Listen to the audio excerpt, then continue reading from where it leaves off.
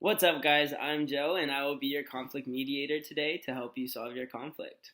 First off, I need you both to be mindful on top of willing to work this out. As your mediator, I'm here to help you understand the other's individual view of conflict. First off, thank you for being here, and let's start. For the purpose of this mediation, Jeff Bezos will be the Amazon Echo Dot, while Christian Smalls will be the scented candle. Let's get this going. Mr. Bezos, did you know that Christian Smalls is a minority worker who is struggling to support his family during a global pandemic? No, I did not realize he was a minority worker struggling.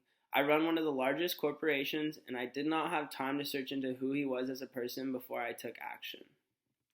Smalls, do you understand that Mr. Bezos has a lot on his hands, especially running Amazon on top of the demand that they're in of because of the pandemic?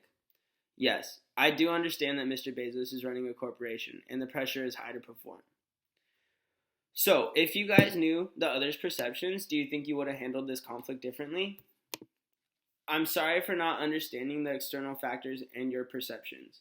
I should not have terminated you without knowing the entirety of the story first. On my end, I could have taken a step back to understand the situation of Amazon before I acted the way I did.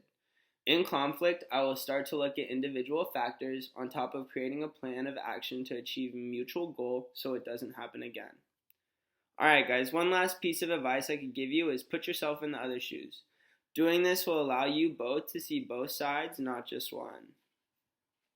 Now, let's talk about destructive conflict. How could you guys have been better regarding the destructiveness of this conflict?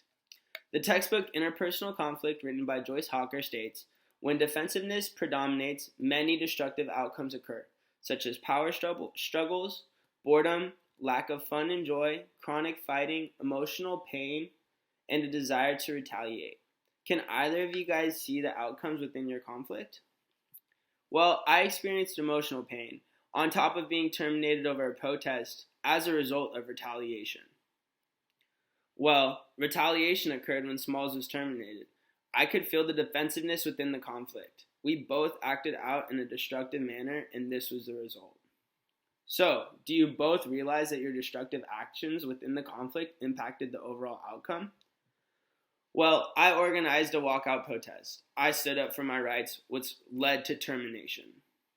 When Smalls walked out with other employees, it was frustrating. He made his choice, and I made mine. However, I can see how my actions impacted the conflict.